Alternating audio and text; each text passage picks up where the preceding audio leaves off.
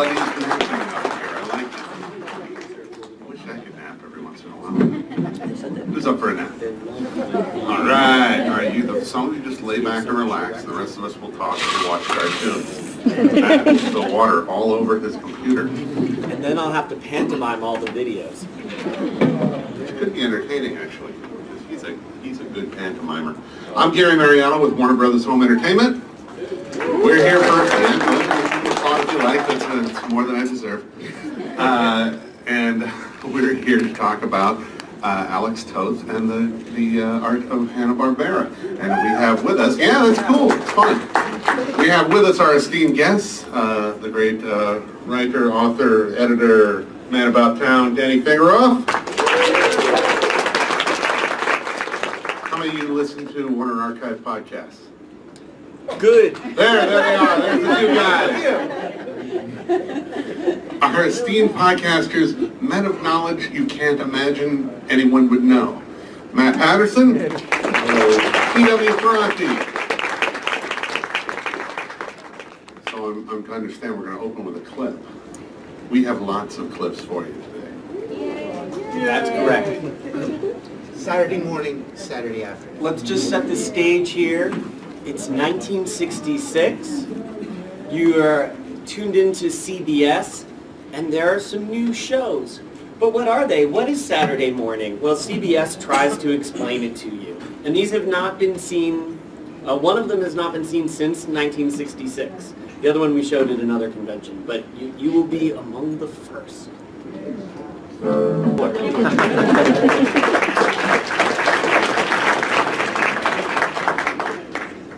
There was a time when we didn't have color on our television. Most of you look old enough. No. What year was that? 66, 67? Yes. September 9th. So what really is Saturday morning? I mean, can you guys give me an idea of what your interpretation is of Saturday morning? Dan, I'm going to ask you, what does Saturday morning mean to you, Dan? Well, I'll give you a quick two-part answer. Saturday morning means to me the most look forward to thing in a young man's life until this current generation. Women too. But in reality, a lot of people don't know Saturday morning TV was the creation of Fred Silverman, who envisioned blocks of programming. He liked big blocks of programming, and he decided that you could really build Saturday morning, because kids weren't in school, around a giant block of children's programming. And he also liked crossovers, which is why you'll see in Space Ghost, they used Space Ghost to introduce Mightor and Moby Dick and all those other things, and it was a semi-shared universe. He did the same thing when he moved over to live action, the ABC, with like Laverne and Shirley and Happy Days. So, and Hanna Barbera at this point was known more for funny animals, right, Dan? Yeah, the big changeover for Hanna Barbera, and let's get to the point, is the thing that all those clips you just saw had in common is the design work of an extremely talented man named Alex Toth, who originally came up through the comic book world and then ended up getting into animation for Hanna Barbera, where his design work and a few other people like Doug Wildey really changed the look of adventure cartoons and sort of laid down a template that people followed up until very much the end of sort of Saturday morning and even syndicated adventure cartoon. And continues to be influential in animation, because Toth was able to do, his mantra was simplicity, and he was able to take these more complex designs and ideas and worlds and simplify them in a number of lines to make them more easily translatable to the mechanics of TV animation, which was cheap. They were trying to not spend as much money. Fast. Yeah, cheap and fast. So how do you get these complex worlds across with a minimal amount of animation? And this is a problem that he was able to essentially solve, and that's where his influence is still felt. Well, he had solved that, I think, in the comics before, Right. which is why he knew the shorthand to come to California and do the animation. Yes, absolutely. Do you want to talk a little bit about his comics? Well, Just briefly. I will give a quote from his good friend Erwin Hazen, who could not be here today, but I found from a Remembering Alex Toth panel. I think I'm going to just channel Irwin, who is some of you may have been privileged to have seen Irwin in the past. So I'm going to do my best Irwin Hazen imitation. And Irwin, I hope, I don't want to look up there, I'll look uptown, which is weird, because he's not up there, he's up there. A cartoonist knows that simplicity is everything in the world, and Alex knew that too. And he suffered the slings and arrows of everyone else around him because he was a loner in the business. No one touched him. And how he came to be that way with his little kid with me, I don't know. But he had followed into the one word he always wrote to me every time he'd write me postcards. He'd yell to me in letters. He was a yeller. He was an emotional guy with a lot of stuff in him. But he would say to me, simplicity, simplicity. That's all I can tell you. He didn't tell you were going to get expression. I didn't know until I did it that I was going to do it. If the video goes out, I have a whole transcript which you can And we might get there.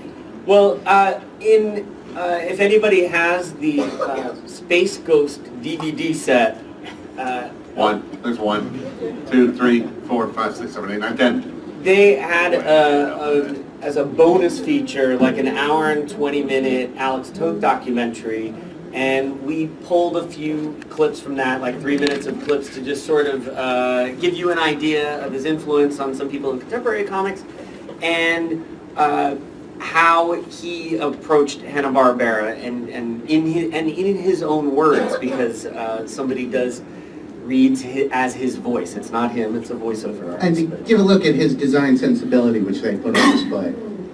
So to the videotape.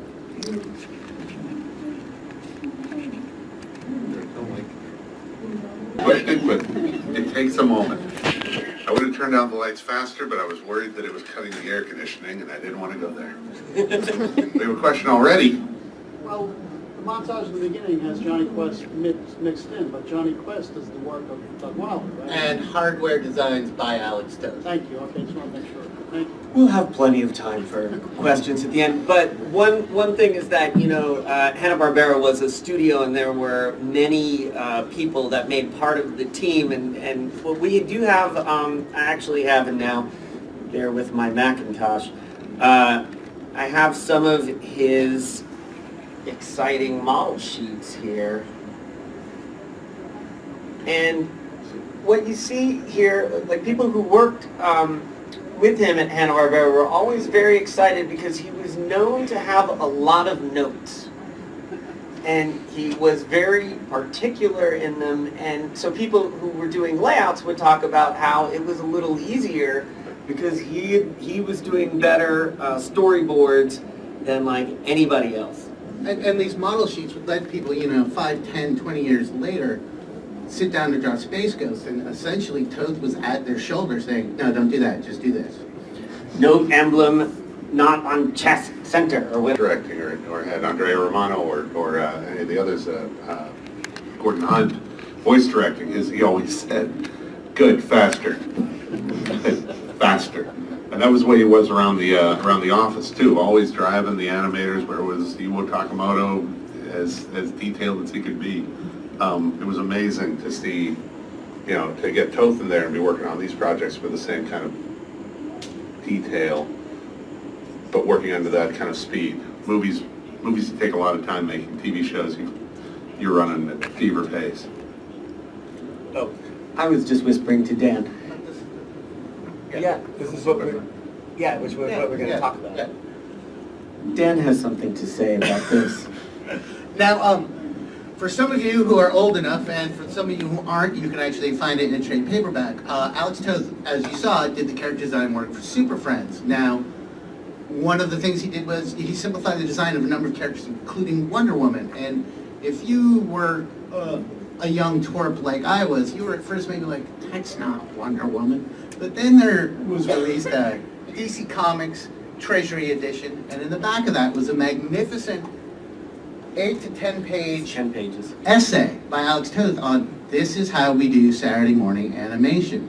And it's a remarkable work, and it's totally accessible for your little kid. It spells it out, it makes you realize, wow, this is really complicated, and I can see why they're doing this, and you see cartoons in a whole new light. Made me an immediate lifelong Alex Toth fan, and I highly recommend seeking it out. It's a wonderful little thing on how animation was done in the 70s. And they use this in the documentary, but yes, it's not quite so simple to make, but he was very detail oriented, and that was what you needed. You know, this is all obviously before computers, and they had to create a lot of drawings. And what kinds of fabulous cartoons did they make? Well, we have a larger montage of some of the work that he directly worked on and what he also influenced, and there's a whole bunch of it. Brittany? Here we go, and then I hit this lovely button. See how Space Stars. Astro in Space Stars. You guys laughed at 1994. Do you think that C-Lab's going to be ready in 7 8? Oceanauts are coming late. I'm working on I it. thought the government was still funding things, they've been working on it, but That's right, they're out of business right now. But that's a whole lot of stuff, and it shows, you know, that's like about 23 years of influence, and that some of that stuff is much more Toth, and then some of it is his influence down there. But where do you want to start? Where do you want to start, Dan? They like Thundar, I heard that. I'm going to insert a quick crass commercial message. Everything you've seen is mostly available through the Warner Archive, which is, you know, we're really very much fan-based and fan-run, and we all love Alex Toth, so it's a large pleasure for us to be able to get his work out there. And what's not out from us, you can get from Warner Home Video. So between Warner Home Video and Warner Archive, you can, yes, shop.warnerarchive.com. Also look for it on Amazon, wherever you want to buy it. And it's there for you to dive deep, and it's well worth diving deep. And it's also, it's such a grand array from like the classic science adventures of the 60s to quirky 70s stuff like C-Lab, and then stuff where his influence was felt but was done by other people, including Jack Kirby, like Thundar, and, well, that was a posthumous, well, we'll get into Thundar in 1 second. And then Space Stars were very interestingly, Jack was the character designer who worked on the Space Ghost and Hercules episodes. So you very much see, like, there's Space Ghost, but that villain is definitely a Kirby villain. Right, but it's felt all throughout. But now in the earlier stuff that we showed, those were from '66, and those were straight out Toth, right, Dan? Correct. And so we first saw the Herculoids, and then there was a bit of, you know, like in C-Lab 2020, because you were saying, like, you know, he's all into simplicity. Those are really, really complex. and you can't be quote unquote simple without knowing what goes there. You need to know where every single thing goes. To take stuff away, Right. you gotta know where the other stuff would have gone. And his approach to design was a little different from like a Jack Kirby, who I think that, you know, like a lot of fans kind of can almost maybe take one side or the other. It's I guess, you know, if Peter Sanders in here might back me up. I think it's almost a Marvel look versus the DC look. I think Alex was the apotheosis of the DC look, of a certain kind of clean line and dynamic edge, but not that over-the-top insane Kirby stuff. That, you know, they each have their place, though. But what's interesting is when in like TV, those two visions sometimes are combined. You know, like Thundar being a primary example. Right now, what went on with Thundar? Thundar was the character created by the comic book writer Steve Gerber, and Toth did the main character design. He did Thundar and Ariel and Ookla.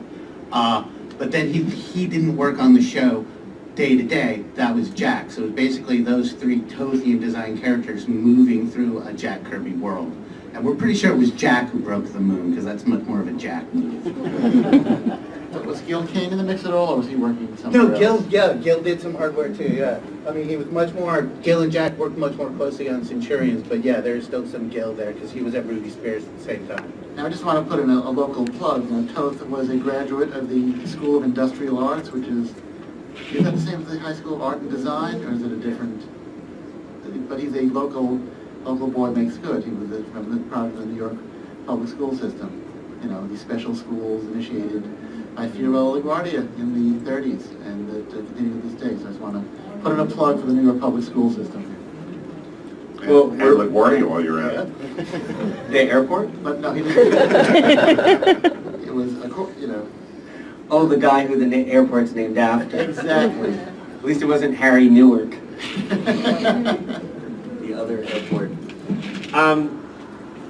What, you know, because, well, one of the things here is it really kind of takes a team to put all of this together. And Space Stars, which is the last one, that a lot of people are not familiar with that, and because it was, after it ran one time, these were 1-hour shows, they were then broken up and syndicated differently, never to sort of be put back together until now. Right, Dan? Yes, until now. It was about a 2+ year project of getting the original camera elements, getting the original cue sheets, checking broadcast notes, and reassembling it. And also in the process of reassembling, we discovered some footage that had never actually been cut into the show, so we restored that. There's these crazy educational wraparounds. There were a lot of them, and so actually each, on the DVD, each of the episodes runs for almost a full hour, because it was originally planned to be an 1.5-hour block, and that was the work of Fred Silverman again. And he instructed all of the writers and everyone at Hanna Barbera to use the word space as much as possible, because that was apparently popular. Kids like space. Freddie Silverman was a classic. He's still around, but I don't know. Do you guys know what we're talking about? He was like the anchor for CBS. You sold him the shows, and having been around Joe and Ruby Spears and the like, they tell the greatest stories. Margaret Lash. They tell the greatest stories of selling a show to Joe, to Freddie, and whatever quirk was in his bonnet at that moment, you had to play to it. Whether it was making sure that there was a dog in an episode or in a series, or didn't like bears, apparently. I Things like just that. got actually an Alex note here, where this is the design for Space Ghost, and he says, but Freddie's insistence on a Batman look for Ghost dominated his design due to Life's cover photo of Adam West and Burt Ward in Batman Robin costumes. He waved it at us all day of its release, as the look he wanted. So 103 doodles later, the puzzle was done. None of it to my liking, or good design to work against black space backgrounds. The black hood / cowl will leave him looking headless. This is what was resolved. Ha! It says, that's not my ha, that's Alex's ha. By strong rim lighting of Ghost's head cowl. So That's why he's got a white line around his head. But so to these guys, like, TV was good work. They took it, their design work, very seriously, but a lot of them didn't really realize how much it affected people until much later. Because this is part of like a cultural DNA. There's a strong parallel between these guys who, like Jack, who also worked in comic books. In their lifetimes, they were very diligent about their work. They had a really strong work ethic, and they believed in their own work. But at the same time, they felt, in the grander scheme of things, their stuff was throwaway stuff, and it didn't really matter to people. And it's only very late in life for both of them that they actually, Toth was very dismissive of a lot of his comic book work, and especially the cartoon work. And then towards the end, the fans actually got them to reassess their own work. Probably not as much as we should have, but that's also why we wanted to do something like this here, to really get his name back out there for a next generation of people, to be able to see this fine work. And really, it's not throwaway stuff. It might have seemed to be because it's just Saturday morning cartoons, but it really can mean a lot to people. What do you mean just Saturday morning cartoons? Well, I was speaking like a person who's old in the 60s. oh, but sometimes. You mean like 30? But sometimes we've got another funny clip. Sometimes, though, Sometimes the when work is kind of throwaway. Yeah, the work is a little throwaway, and we have a little bit of that for you right now. The video quality isn't quite. You have dancing underpants commercials to thank for that. I'd like to have been there for the pitch session for that one. Well, they were fun to, as somebody who owned quite a few pairs of these, I will attest to the fact they were and continue to be fun to wear. If they made adult underoos, would wear them. Oh, come on. I mean, They are. Wear them. Half the convention floor would be wearing nothing but them.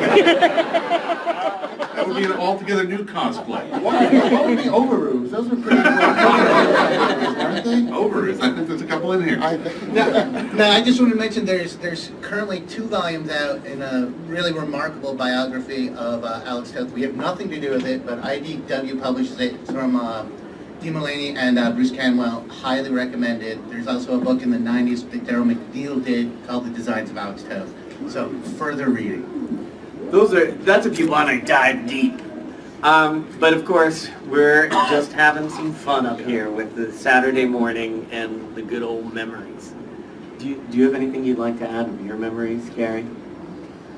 Until you played that clip, I'd have totally forgotten Ted Knight doing the voiceover. And I can remember when I was a kid hearing it, not thinking it, but relating it always. And I just even hear that. I'm positive he was like this in the booth. Super Friends. Had to have, right? Muriel. I just wanted him to always say that. Anybody got questions? Anybody got answers? All right, but here, you stand up and you ask your question. You got to tell us your favorite Alex Toth cartoon or favorite Saturday morning cartoon. And what do they get? What do they get if We they ask have us a some question? DVDs in here. Wait, wait, Brittany, you want to ask a question? Yes, some DVDs. Oh, you got DVDs? We do too. What are these? But you want to? Brittany can hand out DVDs. Brittany will She's hand got you Warner Archive DVDs galore. It's a random assortment, because we have about 1,700 different releases we've released in the last 5 years, which are all in print.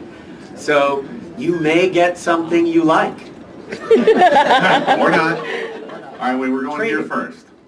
You'll get there. Well, my favorite had been the Hercules back in the day, but I remember the Hanna Barbera World of Super Adventure, from the fantastic to the fantastic, where you had the guy who turned into this living spring, and they never actually showed that episode because I think the network was too embarrassed to actually show it. Or they were afraid kids were going to try it at home. I was just wondering if you had any clips of the start of Hanna-Barbera's World of Super Adventure. No, not today. I didn't pull the one forward. But what's interesting about that Fantastic Four is that was the Hanna-Barbera Fantastic Four. Toth did the design work, so it's another question of like Toth and Kirby kind of collaborating. In the back with the Superman hockey jersey, which is pretty damn cool. Favorite was Valley of the Dinosaurs. And the question I had, I don't remember it in the Simplicity documentary, but Toth left animation in the early 80s, and I was wondering what were the circumstances surrounding it? The documentary touches on this a little bit, but when his second wife died, he kind of got depressed. He became more and more of a hermit. He lived up in Los Angeles in the hills, and he took to letter writing to a big degree, and he would take some work, but he just became very withdrawn. That's as far as Okay, I how know. about over here, and I'll get to the right on the, or your side on that in a minute. My favorite was Space Ghost, but I saw it on the Cartoon Express. Yeah. And my question, speaking of the letter writing, my real passion was Space Ghost Coast to Coast, and I heard Alex was none too pleased with it. Can you confirm? C-Lab 2021 was another, where his design came through. Well, I don't know. He didn't tell you? No. We're the experts on the cartoon part, but because it's like he had this thing where he felt with the animation and certain things like he had it was like a respect thing, and so he just felt like it kind of detracted from it. But towards the end of his life, we've been told with people who knew him that he kind of came around and he really realized like how much he had touched so many people's lives, and he was very thankful at the end, and just really was touched. So I gotta go to the right. What are some good books to look up on Alex Toth and some of his processes and character design stuff that I could do in my own research? If you can find it, there's a book by Daryl McNeil called Designs of Alex Toth, and then there's currently 2 volumes out from IDW. Bruce Campbell and Dean Mullaney are the authors. They're very big, very exhaustive coffee table books. I think it's called The Genius Alone and The Genius at Large? Isolated, thank you. And then they're doing Genius animated. Genius, yeah, and now they're doing, and the next volume will be on his animation work. So I would recommend those 2 volumes and the third very highly. Thank you. Thank you. Right back there. You, no. I'll see, you took advantage. The aggressor wins. You'll get next. Johnny Quest had definite comic book look to it. And as it went on to, when he started doing Space Ghost and Herculoids, it started to change. Everything started to soften up. Was that intentional, or was that because Doug Wilder was more involved with Johnny Quest and Alex Toth was just talking along with that? It's a little of both, because remember, Johnny Quest was really designed for prime time viewing, so they were really going for a sort of James Bond super, slick sci-fi adventure. And, Space Ghost was for Saturday morning, which meant, they wanted to have a little bit more limited animation so it could be done a little more cheaply because it was for a different audience and different advertising dollars and sponsorships were involved. So a little bit of both. Also, I just think they were developing their own look. I mean, Johnny Quest was the first. It was very sort of overtly cinematic, but like Toth was a big proponent of like, no, this is a cartoon. Don't draw it like it's real. Okay, now here. Okay. My favorite was Herculoids, and Toth was very detailed in his descriptions and all. What I'd like to know is, while he was drawing, did he also put in like comments about sound effects and music? Like this should be like this at this time and so on? Because my brothers and I used to do the voiceovers with the sound effects and the music, acting this out. I don't know I know he has directorial notes, He's but very exhaustive sort of character notes, like, about everybody, like Igu, like, but the sound stuff, not so much. I mean, I think that really would have been much more in, between Blake Curtin and the vocal directors, but he would put a lot of direction in it. One of the things that he had said too is he'd put a lot of directions and things in his layouts, and they were exhaustive, and then he didn't know that years later, before anybody saw them, they had been stripped out, like somebody had cut them. So, I'm probably the only one here who even tangentially worked with him, which I hadn't remembered till the other day, when I had this vague memory when I worked in the early 80s as Louise Jones Simons' assistant.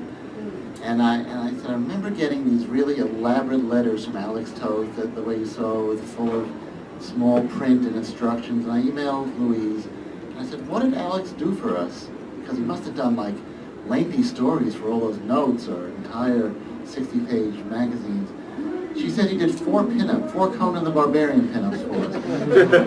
And I just said, that was a lot of commentary for 4 pinups, but having seen all this stuff, obviously, so I guess I may have spoken to him on the phone, but I certainly remember a lot of instruction for 4, single-page shots. So that's my brush with greatness of actually working with Alex.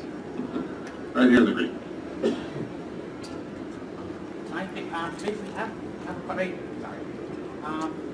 my question was, in relation to that previous one, I know a lot of times in comic art, they switch over to storyboarding. They draw the storyboard at first in comic board format. Did he go through something like that as well?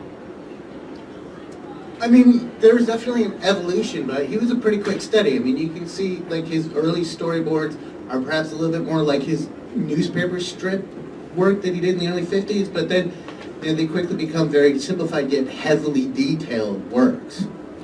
those those ones at the end for even for like the Underoos commercials, you saw the commercial, and then when you look at the storyboard, you're like, yep, that's it. I mean, he had the essence of the entire frame there. Even with the kids who weren't drawn, like he just kind of, I'm like, yep, that's like the kid, like, and that's a very powerful ability. In the back. Yeah, well, first of all, to answer the Toth question, I got to see Space Ghost because I discovered it coast to coast, but then I had to come back and kind of see what the history of it was and kind of who these characters were. I grew up on the whole Saturday morning through the 80s where it was just kind of, everyone calls it a toy commercial, but it was kind of like what Saturday morning for my generation was. So The more you know. Go accept the battle, okay, here's a toy commercial for the cartoon you're watching, ask your mother to buy it for you. But my question for that is, you guys mentioned, you made the joke about, okay, this is the most important thing for either the guy or the girl, and you even talked about kind of the role it played in creating kind of a shared narrative world and whatnot. Really kind of, for like Gen X, for that generation in the 60s, what role do you guys think that this new Saturday morning phenomenon, these kind of cartoons, really played in sort of immediately shaping that kind of generation at that young age, kind of seeing this type of story? No, you're hitting on something, and we've talked about this before at length. There was definitely a whole ritual to Saturday morning, and sort of in our research, there was a time right before television when kids would go to Saturday matinees, and so that's sort of where the genesis of the Saturday morning on the TV. Because now you've got a TV in the house, you don't have to go to the movie theater anymore, and they've got this block of programming. And by the time the 70s rolled around, everybody knew when the new season was coming out. In your comic book, you saw like all of the new shows, and you would plan it, and it was just like a big event. And those big events were sort of those common bonding grounds among them. And then with cable, right, and everything started to fracture, Saturday morning essentially died by the mid-90s. Well, as the token old guy on the panel, I mean, I predate those shows, and I remember it was just it was TV, it was as hypnotic as ever. But it was just a hodgepodge of syndicated shows and sitcoms and Sky King and Roy Rogers and Crusader Rabbit. I mean, so you could find plenty of stuff to watch. But the idea of a block of programming, I think that was the that's the network having a block of programming designed, I guess, to lead in some thematic way or just somebody keep you going from one to the other. That was the new thing. And that led to Charlie's Angels. Exactly. Fred Silverman. I was just stop on a sea hunt on the way. I just remember I remember the comic books with the teaser coming for the fall. Then I remember when they started doing those Friday night before Saturday morning. You get that variety half-hour. Yeah. Those were great. Those were amazing. Cinematic attendance dropped greatly with the Saturday morning cartoon line. Yeah. Syndication. Okay, the cosplay with the purple glove. I hope it's a cosplay. I just got cold. There we go. So, you had talked a lot about Toth's vision of simplicity, and animation has changed so much with the technology that we have available now. Did he feel strongly one way or the other about the effects of CGI on animation and kind of the future of animation? Yeah, well, it was 2006, right? Was it 2006? Yeah, I mean, he was around for it, but I personally don't know. Dan? I mean, he had sort of withdrawn so much at that point. I think if you'd gotten a comment from him, it would have been gruff, but he might not have meant it. But well, look, now with CGI, there are still, there are the two schools of it, and these schools, it's exactly what we're seeing up there. How much can your eye digest at a time, and how much can you say without saying very much? And it's like about like Japanese design. It's all very bold lines, and it's still very popular. And then the other end of the fence is fully realized CGI that's photorealistic. I mean, it's even more extreme now, you could say, than before, because we now are allowed to explore multiple styles. I mean, I know, like, I heard Brad Bird once talk about when he was working on The Incredibles, how they sort of like moved up towards realism, and then he kept on pulling it back and making it more simplistic because, I mean, honestly, the hyper-realistic CG stuff, at least from his and my sensibility, it's a little creepy. He was a fan of Iron Giant, I know that. That's and who is it? Really? Our greatest marketing failure. Cartoon Express. I always found it interesting that they brought a level of humor with the astronauts. Have you guys unearthed anything else in regards to him going down more of a humorous path, or any undoctored, any other storyboards from anything that just didn't come to pass? He didn't write a lot of material, and in fact, we were just talking about but he admired people who could control all aspects. He talked a lot about Charles Schultz and Peanuts, and how he admired his ability to not only do strips, because he originally wanted to be a syndicated cartoon. Well, everybody that generation did. That was the holy grail. And that, like the humor and the simplicity in that appealed to him. That's as far as I know. But he also admired the way that Schultz was able, when Bill Melendez started making the animated specials, about how they were true to the vision laid out in the strip. Right. How about the far back in the maroon there? Thunder Barbarian. Yes, we all love that. Thunder. I'm going to watch that all next week, I swear to you. Was it inspired by something, or was it inspiration from that? Thunder is a little bit of Commandy combined with Planet of the Apes, combined with Star Wars, combined with Conan the Barbarian. Combined with Sword and the Sorcerer. Ookla was, of course, a Wookiee. And the funny origin story. I never got that. The funny origin story of the name was they were like, we got to give it a name, but we can't call it Wookiee. And they were on the UCLA campus. Once you know that, whenever I see him, it would be awesome if Ookla was like the mascot. Or I want them to have like a sport team. Sounds like a classic kid show, Kukla Fran and Ollie. Yeah, Ookla Fran. I would like that show. Shelley has a question. Oh. I was wondering, aside from Charles Schultz, who were his other artistic influences? Well, we mentioned Irwin. Definitely Irwin. Irwin and Sheldon Mayer, perhaps? I was going to say, yes. That was I like to keep his name alive. Yes, yeah, Sheldon Mayer's granddaughter.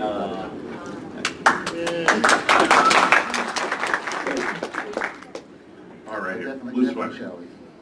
Super Friends, of course. Did he have anything to do with the toys? I know Kirby did some of the designs. Did Toth have anything to do with the Superpowers collection? Oh, those Migos. I don't know. No, not the Migos, the ones that you would press the legs and Batman would punch or something like that. The Superpowers? Superpowers, I'm sorry. No, that was all Jack. Wow. Dad knows because he has them. And he's still playing with them. How come they never made toys out of the Space Ghost, like back in, like when it was so common for them to be a platform for toys on Saturday morning? Is there a business like that? Speaking for Hasbro. Yeah. I don't know. As a kid then, I wish they had it. Yeah, seriously. I had to I wait don't till I know, was if the embarrassingly business... old to buy a Space Ghost action figure. And he came with a desk. All right, in the back with the beard and there we go. Any chance of this stuff ever making a revival? Maybe coming back? Well, that... Sure, yes. I mean, we're at the home video end of it, But I mean, but yeah, if you look like Robot Chicken and things like that, they're always reviving something from the old days. It's fun. There's a lot of amazing stuff that's in the shout out for Time Warner. But we have such a huge library of stuff, and one of the thrills of the job that we have is that we go back and we can see all kinds of things. And Dan and I, at least like 3 times a day, we'll see some movie and we'll be like, they should remake that. They should, no, you go tell them. No, you tell them. And then nobody ever listens to us. So if you're at Time Warner and you want to listen to me, we got a lot of ideas for you. But in the meantime, we're, pimping DVDs. Go buy them. And there's plenty of, And you can teach a course on this at UCLA. One day. You don't have to remake them. You can go back and watch the real ones because we've got them. But there's a lot you could do by, there's a lot has happened in the last, 40, 50 years that, you can bring it to a more contemporary audience, and because they still do have a lot to say, but there's even more. Yeah, and if you look at, like, Joe Kelly did a Space Ghost graphic novel for DC not that long ago that's quite good, and I know that, when you occasionally are cross paths with the actual animators and producers, and they're always pitching this stuff. I mean, they're fans too. It's just a question of people thinking like, what's actually viable. In 2024, the moon split in half. So if you guys suddenly create this great Thundar meme online, we can all point to it and go, look, people are going crazy about Thundar. You should do it again. We had Thundercats in development. I mean, to go a little further, but in the same kind of realm. When people wanted Thundercats, they were coming at us. We developed it 4 or 5 different times before the last rendition came out. And it was always funny because we'd go to a convention and think, when are you going to make Thundercats? And we did, and it didn't work. So, okay. But you gave out those wonderful swords at San Diego. We did give out a lot of swords. Nobody got hurt. The other twin. Okay. I'll give it Hercules. And then, what would you say right now is like spiritual descendant of what Alex Toth is? Well, it is kind of Bruce Timm. I mean, Bruce Timm went for his own thing, but I think we were having dinner last night, and Bruce I was telling him we were going to do this panel, and he wouldn't come, but he had his own thoughts on that as well. Yeah, I think that would be a good. I totally agree. Definitely Bruce Timm. It's not exactly the same, but This Batman Spirit. Brave and the Bold, Yeah. like when we did a panel on that last night because it's coming out on Blu-ray. You can pre-order it now, season 1. On Blu-ray. Shop.warnerarchive.com. But when you compare that to Super Friends, like it's got the same kind of spirit. It's lighter, it's fun, and you don't have to be a superhero fan to like it. And if you are a superhero fan, it totally speaks right to you by reviving all those old great characters. And that's a very contemporary example of what you can do just by keeping the art. It's very simple. But at the same time, the stories are actually quite complex. And I have to say, like, shows like Ben 10 definitely play into the old Hanna Barbera super adventure shows. How about Agents of S.H.I.E.L.D.? Only because of that damn raft. Anybody watch that second episode? The raft is still throwing me. Okay, I'm going with in the glasses with the gray sweatshirt. Yeah, we'll get to the green sweatshirt. We have 10 minutes. You mentioned the two-thing can for Toth and Kirby, and I was wondering if there's any correspondence or this is it's what happens when I speak. It's melodious. It's beautiful. It's coming out of your stomach or something. There's an anecdote. Butting heads or evidence of sort of people, either show notes or anything like that, sort of struggling between those sort of two big styles. Not butting of heads per se, and they were colleagues who worked in similar spheres and at the same studios, although Toth in one of his letters talks about having a long conversation with Jack and not understand. Poolside chat. Yeah, it's like, had a long poolside chat with Jack, didn't understand anything he was talking about. I don't think he understood me either. And because he was just saying that he was so excited to talk to him because they did many of the same things, and he realized that they came at the same problems from 2 completely different ways, and and they had no common vocabulary for their process. And but you can mix the 2 together and get Thundar. Did they literally work in the same room at any point? I don't think he said the only time he had really met him was the poolside chat. Yeah. So go figure. What were they drinking? Right here. So when I was little, Super Friends was like the biggest thing ever. I wonder what the relationship was like between Hanna Barbera and DC. Did they like consult on scripts? Was it, a collaborative relationship? I don't know that, Ed. Do you know?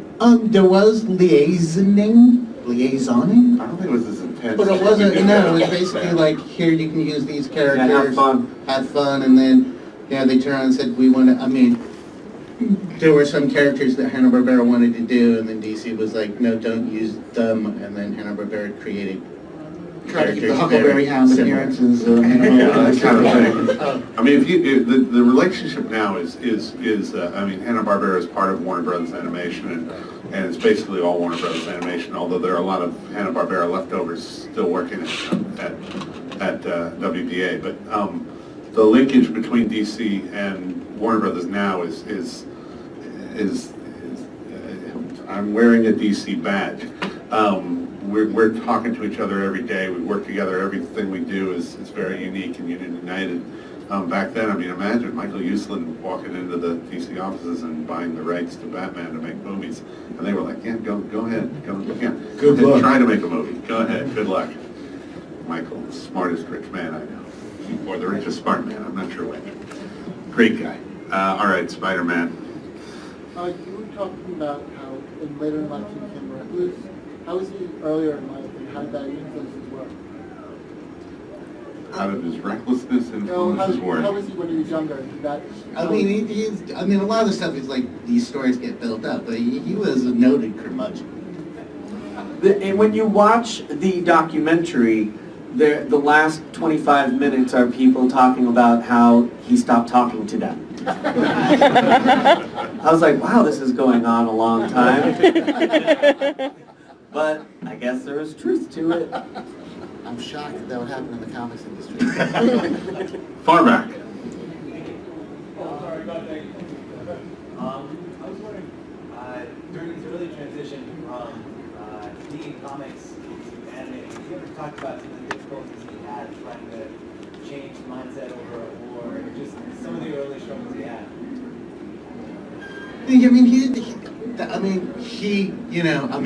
In super short bio, he came up in the comics, then he served in the military, then when he got out, he had a brief attempt at the syndicated comic strip, then he started doing a whole series of comic books for Dell, which are adaptations of TV properties like 77 Sunset Strip and Cheyenne and Maverick, and that's where his style sort of got refined, because he was doing the semi-realistic stuff, and then he worked on the show Space Angel, and then got picked to work on Space Ghost based on what Joe saw in his work. And I think, it was just a question of, he had a boss who was like, all right, that guy knows what he's doing, and then for a while, he did what he did best. We have time for one more question. Is it a good one? No pressure. Okay. And then we're going to roll a quick little fun Warner Archive teaser, and then anybody that asks a question, come on up and we'll feed you a gift. All right, make it a good one. Just don't eat it here. All right. By the way, what is the background on Zan and Jane? Aren't you more curious about the space monkeys? Like, what's with the space monkeys? Space Ghost had one. Is there a planet space monkeys? Or they get drafted? I mean, And where all the space just bananas aliens grow. who turn into like water and animals. That's normal. What's with the space monkey? I always thought there must be a dimension of bananas for the infinite monkeys and the typewriters. I'm like, I can feed them. I'm sorry, that's my... Space and time monkeys. Yeah, I don't know. You know what? Run with it. Because those are tales that have not been told yet. Speaking of run with it, so hope you guys enjoyed yourselves. Thanks for coming. Very happy you're here. Warner Archive Instant. Take a look here. You'll get an idea of the other mythology we put out. I just want to say I'm going to show you a lovely little clip that we put together. This is from a new service that we have called Warner Archive Instant, and it is a dark and creepy. No, it's a subscription video service, like kind of similar to Netflix, but it has it specializes in very obscure, rare, and hard to find videos from our library. Or more like the back of the video store. That's Yeah, the front. and these are things. Not that. Before the curtain. right on the other side of the curtain. However, by the way, a bit of trivia, we do have one X-rated film on there, but it was before X was, not what it means today. It was just, it's still MPAA rated. They were X. smoking. Yeah, but we don't. Stands for mutant. But anyway, this is a little montage of the kinds of things that we have on there. It's got a monthly subscription. We think you should try it out. It's a lot of fun, and here we go.